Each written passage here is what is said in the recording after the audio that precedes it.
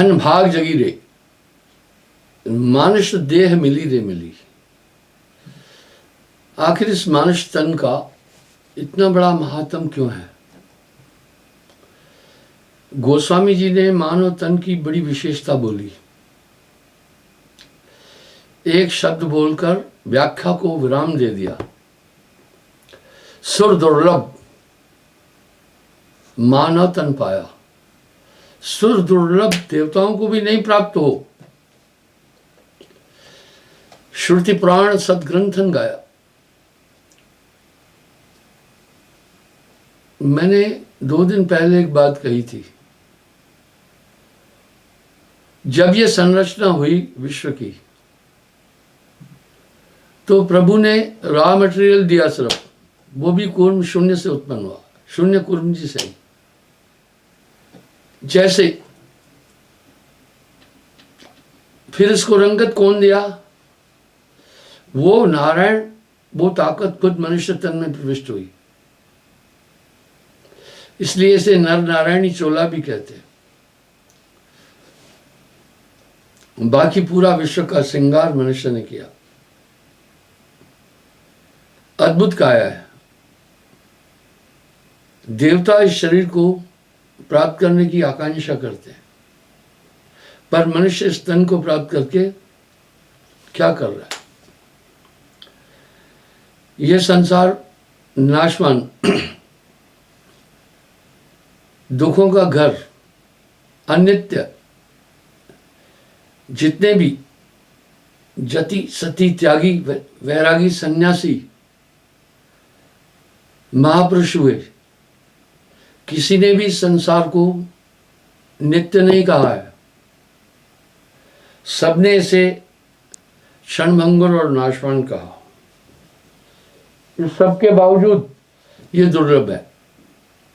ये सबसे उत्तम है, अजीब है। कैसी बात हो रही दोहरी? ठीक वैसा ही महापुरुष लोग कह रहे हैं, साहब कह रहे हैं, ये तन विष की बेलरी, ये तन विष की बेलरी, गुरु अमृत की खान। शीश दिए जो गुरु मिले तो भी सस्ता जान। ये कैसा है? विरोधाभास आ रहा है वाणी में। एक जगह कह रहे हैं धन भाग जगी रे, मानुष देह मिली रे मिली। इस मनुष्य को बड़ा स्वतंत्र करके भेजा, तुम्हें जो भी चाहिए करना है। ये आकर्षित क्यों है संसार? इस संसार को कई नामों से संबोधित किया गया। मातलोक, हर एक शरीरधारी मां के गर्भ से आता है। मृत्युलोक, जो भी शरीर धारण करके आया उसकी मृत्यु अवश्य हुई। इसको पितृलोक नहीं कहते, इसको कर्म भूमि भी कहते हैं। कर्म केवल इस पृथ्वी पर है। अन्यत्र जितने भी 14 लोकों में से हैं, वो सब भोग लोक है। और आदमी इनके लिए ललचाता है, आकांक्षा करता है कि हमें वो लोग प्राप्त हो जाएं। अब सबसे पहली बात ये उठी कि ये आकर्षित क्यों है? इसमें आकर्षण किस बात का है? इस पर थोड़ा चिंतन करते हैं। हम सब जानते हैं स्त्री और पुरुष के शरीर की संरचना में ज्यादा डिफरेंस नहीं है। जैसे मनुष्य के मुख में 32 दांत हैं, उसको भी है। हाथों में 5-5 उंगलियां हैं, उसको भी है। नारी को भी है। जैसे कर्म ज्ञानेंद्रियां मनुष्य को है, उसको भी है। फिर मानव का उस तरफ आकर्षण क्यों है इतना? ये आकर्षण बहुत अद्भुत है। जैसे मलमूत्र के द्वार पुरुष को है, नारी को भी है, उसके पर्यंत इसमें इतना आकर्षण क्यों है? मैं इस पर पहले भी व्याख्या दिया था, आज पुनः इस पर बोलूंगा। हम सब देख रहे हैं, इसमें निसंदेह बहुत तगड़ा आकर्षण है। लोग इस आकर्षण को ठीक से नहीं समझ पाए। कितना आकर्षण है, साहब ने अपने एक भजन में इस पर बोला, माया महा ठगनी हम जानी, त्रिगुण फांस लिए कर डोले, बोले मधुरवाणी। बड़ा प्रेरणात्मक शब्द है। राम के सीता बन बैठी, कृष्ण के राधा रानी, पंडा के मूरत हुए बैठी, तीरथ में भई पानी। वाह! ये शब्द जो साहब के हैं, कह रहे त्रिगुण फांस लिए कर डोले, बोले मधुरवाणी, माया महा ठगनी में जानी। आइए देखते हैं, काहू के कोड़ी हुई बैठी, राजा के घर रानी, ब्रह्मा के सावित्री हुए बैठी, शिव के भवन भवानी, माया महा ठगनी में जानी, त्रिगुण फांस लिए कर डोले, बोले मधुरवाणी, केशव के कमला हुए बैठी, शिव के भवन भवानी, पंडा की मूरत हुए बैठी, तीरथ में भय पानी, जोगी के घर जोगिन हुए बैठी, राजा के घर रानी, काहू के हीरा हुए बैठी, काहू के कोड़ी कानी, भक्तन के भक्तन हुए बैठी, ब्रह्मा के ब्रह्माणी, कहे कबीर सुनो भाई साधो, यह सब अकत कहानी। पूरा भजन नहीं दिया जो मैं आपको दिखा रहा हूं, एक्चुअल ये बहुत बड़ा भजन है। आगे क्या कह रहे हैं, चंडित मुंडित जूट जटाधर, वाह, चंडित मंडित जूट जटाधर और ठगे बेताली, चंडित मंडित जूट जटाधर और ठगे बेताली। वाह! चंडित, पूरे शरीर में चंदन का लेप करने वाले, मुंडित वैरागी होकर के जो सर मुंडवा लेते हैं, बाल दाढ़ी भवे आदि सफा कर लेते हैं कि हमें सेक्स नहीं, और ठगे बेताली। बेताली भैया वो है जो शमशान घाट में रहते हैं, कहते हैं हम नारी का मुंह नहीं देखेंगे। कहे कबीर कोई संत जोहरी, तिनके हाथ बिकानी, माया महा ठगनी में जानी। आखिर ये आकर्षण कैसा है, क्यों है, इस पर किसी ने कभी गौर नहीं किया। जब सृष्टि की उत्पत्ति के बाद त्रिदेव अपनी महिमा स्थापित कर चुके थे।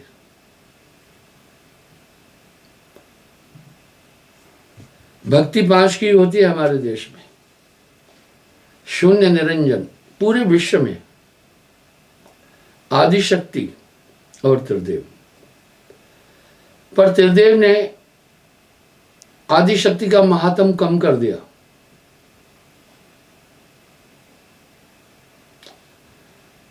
तब आदिशक्ति ने एक युक्ति बनाई,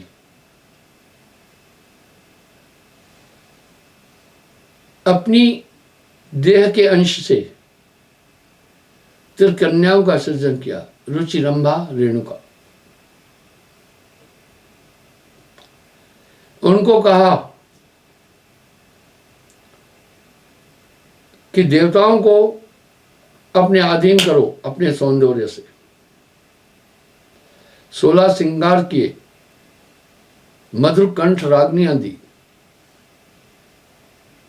उन्होंने बहुत प्रयास किया, वो आकर्षित नहीं कर पाए।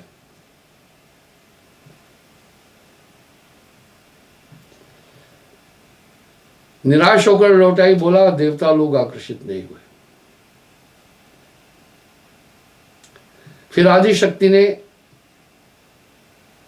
कुछ शक्तियां उत्पन्न की, मारण, मरण, सम्मोहन, उच्चाटन, वशीकरण। कभी कभी आप देखते हैं लोग ये बात कहते हैं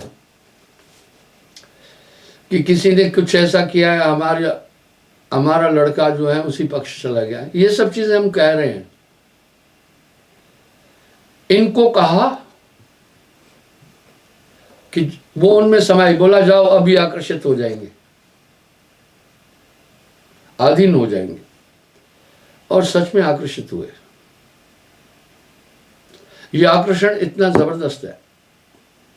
अब यहां साहब एक बात कह रहे हैं, कहत कबीर कोई संत जोहरी तिनके हाथ बिकानी।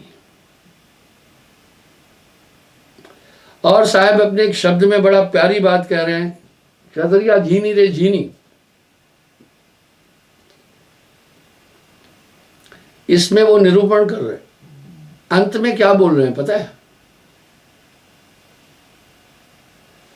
ध्रुव प्रहलाद सुधामा ने ओढ़ी, सुखदेव ने निर्मल कीनी, यानी निर्मल कीनी। पर दास कबीर ने ऐसी ओढ़ी ज्यों की त्यों धर दीनी। आप सोचें थोड़ा सा। अब यहां लोग उनका ब्याह शादी भी बता रहे हैं, क्या क्या दिखा रहे हैं। आप नेट पर भी देखना साहब की आकृति तस्वीर में क्या क्या लोग ड्रामा कर रहे हैं। तो ये उसमें सम्मोहन आकर्षण है, ये खींचता है।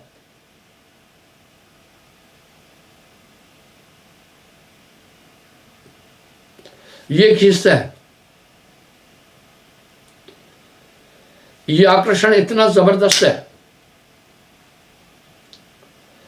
कि इस मानव तनधारी नारी के संसर्ग को प्राप्त करने के लिए देवलोक से भी धरती पर आ जाते हैं। इंद्र, चंद्रमा आदि, सूर्य आदि, इनका हम वृत्तांत सुनते हैं। ऋषि आदि जो घोर तपस्या करने वाले, पराशर आदि, श्रृंगी ऋषि आदि,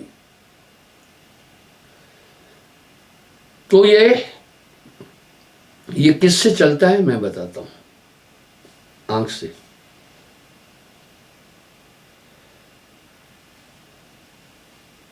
एक सीरियल में थोड़ा मैंने सुना था, ये दिव्य शक्तियां 3 प्रकार से चलती है, वो बोल रहे। पहला बाण से, दरअसल बाण से चलो ठीक है, बाण से। दूसरा शब्द से, वाक्य बोलकर चल जाता है। तीसरा ध्यान से। इसलिए महात्माओं के पास भी उस ताकत को प्राप्त करने के लिए आदमी 3 संसाधन करता है। पहला दृष्टि से, यानी दर्शन। दर्शन सफा दीदारे नफा। दूसरा वाणी से। आपने देखा होगा श्राप दिए गए, वो हुआ, वृथा न होए देव ऋषवाणी। अब साहब भी कह रहे पूरब से पश्चिम बह गंगा, संत वचन नहीं होता भंगा।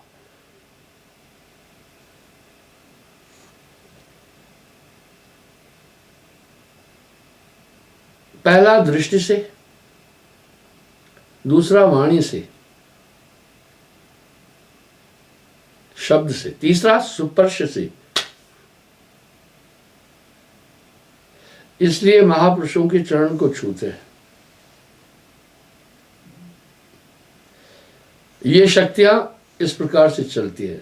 मान गुण से दिव्य शक्ति, ये फिल्म आया गया। मैं ये कहना चाह रहा हूं, विराट युद्ध में अर्जुन ने अकेले कौरव सेना को मूर्छित कर दिया।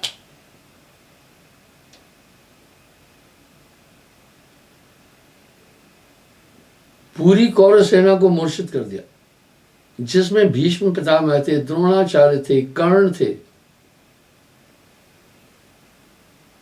अश्वत्थामा आदि थे। महाभारत युद्ध प्रारंभ होने से पहले यही प्रसंग कौरव दल से उठा था। कहा अकेले अर्जुन ने जब विराट युद्ध में सबको मूर्छित कर दिया, मूर्छित अर्ध मृत्यु होती है, तो क्या कोई बाण मारा ऐसा? यही है दिव्यास्त्र। इस तरह साहिब वाणी में एक शब्द और कह रहे हैं, चलो चलो सबको कहे पहुंचे बिरला कोय, पहुंचे बिरला कोय बीच में दुर्गम घाटी दोए, कनक कामनी बीच में दुर्गम घाटी दोए, चलो चलो सबको कहे पहुंचे बिरला कोय। इस तरह ये ताकते प्रकृति के अंदर है। नारी में भी सम्मोहन, उच्चाटन, वशीकरण, मारण मरण आदि शक्ति है। नारी का सौंदर्य ही उसका नारीत्व है। आदि शक्ति ने ये ताकत उसे दी। अब यहां साहब कह रहे हैं चलो चलो सबको कहे पहुंचे बिरला कोय, पहुंचे बिरला कोय बीच में दुर्गम घाटी दोए। दूसरी बात, एक तो सिद्ध है, जब भी देवासुर संग्राम हुआ या कुछ भी ऐसा हुआ तो आदि शक्ति से लोगों ने ताकत ली। अब सीधी बात है, राम जी ने भी रावण पर विजय प्राप्त करने के लिए अनुष्ठान किया था आदि शक्ति का 9 दिन के लिए। इसका मतलब सीधा ये था कि राम जी को यह अनुमान था कि रावण पर विजय पाना ऐसे संभव नहीं है। वास्तविकता तो ये थी, ये युद्ध राम रावण का न होकर के विष्णु जी और रुद्र जी का युद्ध था, शिव जी का युद्ध था। क्योंकि रावण के पास जो भी शक्तियां थी वो शिव जी की शक्तियां थी। तो भली भांति राम जी ये जानते थे। अब एक यहां प्रश्न उठा, इतने शक्तिशाली रावण सीता का हरण करने के लिए भेष बदल के आया था। इसका मतलब है रावण को राम जी की शक्ति का अनुमान लग गया था। वो कैसे लगा? जब उनके भाई को राम जी ने मारा तो रावण ने कहा, मौसम मेरे जितनी शक्ति मेरे भाई में थी, इसको हनन करने वाला कौन था? उसने ये ताकत अनुभव कर ली, तभी तो वेश बदल कर आया। रावण को अनुमान हो गया था खरदूषण का वध करने वाला कौन था। उसमें तो मेरे जितनी ताकत थी, तभी तो इसने पूरा ये नाटक रचा था ना। युद्ध चली, खैर मैं उस पर ज्यादा बातचीत नहीं करूंगा, आप सीरियलों में देख रहे हैं। ये बहुत जबरदस्त अट्रैक्शन है, ये जिस्मानी अट्रैक्शन नहीं समझना आप। ये मारण मरण सम्मोहन उच्चाटन वशीकरण ये शक्तियां थी, इसलिए इसमें इतना अट्रैक्शन है। तभी तो साहब कह रहे हैं ना सबको नचाया। पर आगे क्या कह रहे हैं? कहत कबीर कोई संत जोहरी तिनके हाथ बिकाने। और यही ताकत, अब आदि शक्ति में ज्यादा ताकत क्यों है वो मैं बताता हूं। निरंजन को भी परम पुरुष का 5वां पुत्र था, पर शापित है। इसने आदि शक्ति को निगल लिया था।